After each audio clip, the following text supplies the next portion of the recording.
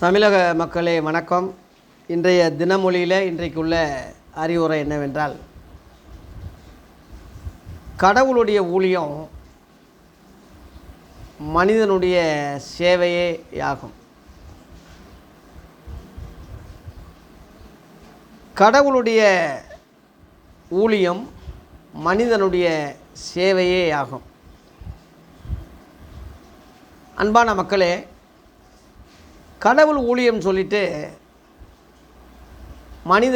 மனிதனாக நேசிக்காமல் அவன் கீழ்ஜாதியாக, தீண்டத்தகாதவனாக, சூத்திரனாக, அவனை இழிஜாதி மக்களாக கருதி மக்களை கேவலப்படுத்துவது, அடிமையாக்குவது, அசிங்கப்படுத்துவது கடவுளுடைய சேவை அல்ல. மனிதனை முட்டையெடுத்து சித்திரவதை பண்ணி கை காலெல்லாம் ஆணியை வச்சு குத்தி, உடம்பெல்லாம் ஈட்டியை வச்சு கன்னத்தில் குத்தி, நாக்கில் குத்தி, தீயில ஓட விட்டு, இவைகள்லாம் கடவுளுடைய ஊழியமாக, சேவையாக மக்கள் கருதுகிறாங்க. அப்படி மதவாதிகள் நம்மளை அப்படி ஆக்கிட்டாங்க, மத வெறியர்கள் நம்மளை அப்படி ஆக்கிட்டாங்க. அவைகள்லாம் கடவுளுடைய ஊழியமோ சேவையோ அல்ல. அப்போ கடவுளுடைய சேவை ஊழியம் எதுவென்றால் மக்கள் சேவை தான்.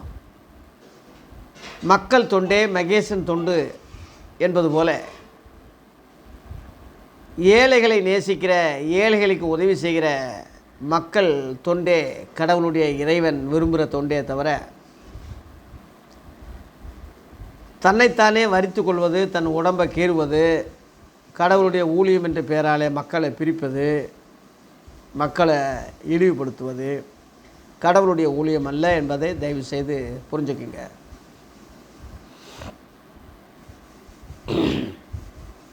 இப்போ இந்த யூடியூப்புகளில் நீங்கள் பார்த்துருப்பீங்க, சில வாலிபர்கள் ஹெல்மெட்டை போட்டுக்கிட்டு மனநலமை பாதித்தவங்கள முடி வெட்டுறாங்க, குளிக்க வைக்கிறாங்க, புது ட்ரெஸ் போடுறாங்க, சாப்பாடு வாங்கி தர்றாங்க. வயதான முதியோர்களுக்கு பணம் கொடுத்து, நீங்கள் அனாதையாக நினைக்காதீங்க, ஃபோன் நம்பர் தர்றோம், ஏதாவது பணம் தேவைப்பட்டால் அந்த ஃபோன் நம்பருங்க, நாங்கள் வந்து உதவி பண்ணுறோம். ஹெல்மெட்டு போட்டுக்கிட்டு தங்களை யாருன்னே காட்டிக்கிறாம ஒரு கூட்டம் மக்கள் உதவி செய்கிறாங்க.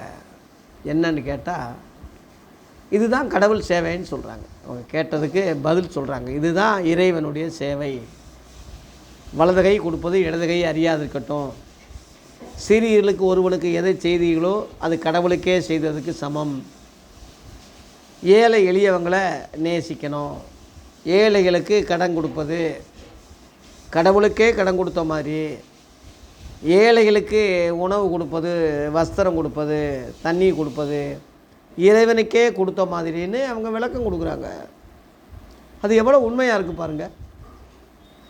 மனிதனாக நேசிக்காமல் பட்டினியாக ஒரு மனுஷனை போட்டு, இவன் ஸ்டார் ஹோட்டலில் பல வகையான போஜன பதார்த்தங்களை அங்கங்கே ருசி பார்த்துட்டு அப்படியே குப்பையில் தூக்கி அப்படியே உணவை சாக்கடையில் போட்டுறாங்க.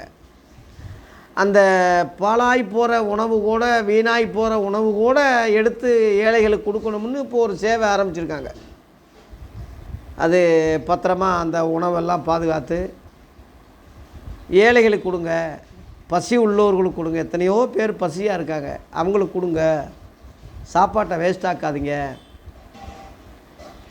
அப்படின்னு சொல்லி அப்படி ஒரு ஏக்கப் ஆரம்பிச்சிருக்காங்க.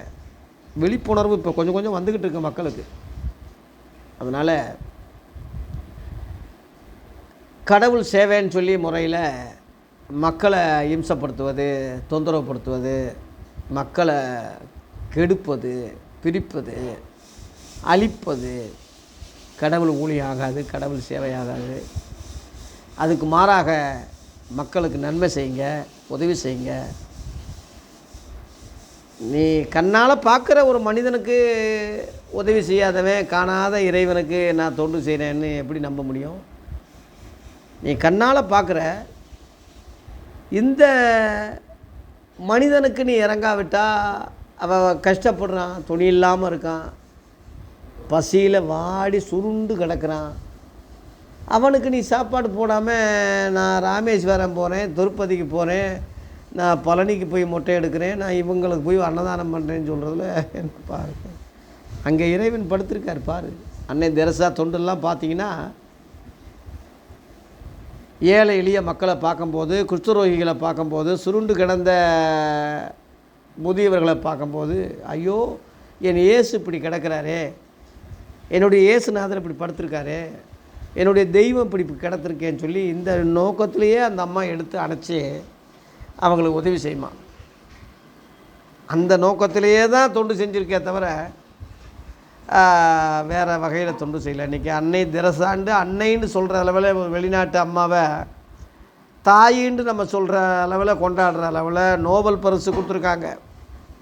இன்றைக்கி பீரங்கி வண்டியில் மகாத்மா காந்திக்கு என்ன மரியாதை கொடுத்தாங்களோ மரணத்தில், அதே மரியாதை அந்த அம்மாவுக்கும் கொடுத்துருக்காங்க. அந்த அளவில் நம்ம இந்தியா தேசம் சேவைக்காக பாராட்டின அந்த கருப்பொருள் என்னவென்றால், கடவுள் சேவை தான் மக்கள் சேவைன்னு அவங்க செஞ்சதுனால தான்.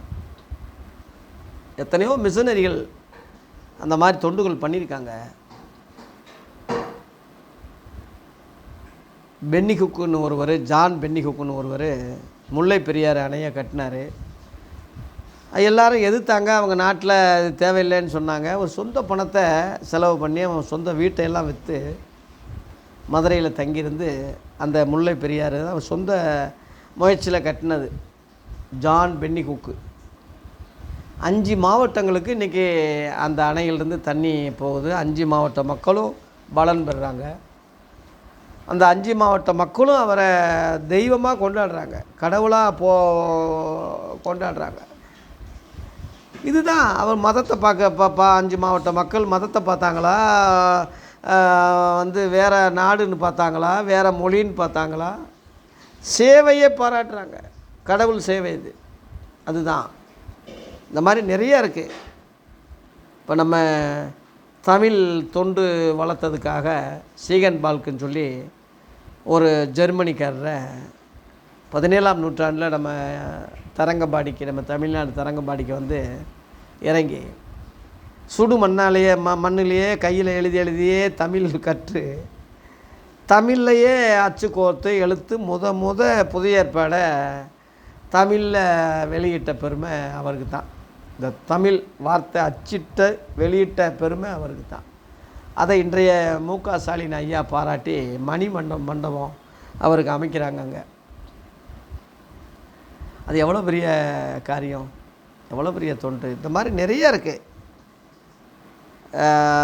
மிஷனரிகள் வெளிநாட்டிலேருந்து நிறையா அவங்கெல்லாம் வெளிநாடுன்னு பார்க்கல, வேறு மொழின்னு பார்க்கல, தன் உயிரை கொடுத்து தன் ஜீவனை கொடுத்து பணத்தை கொடுத்து நம்முடைய மொழியை சிறப்பித்து கொடுத்தாங்க, சேவையாக நினச்சாங்க.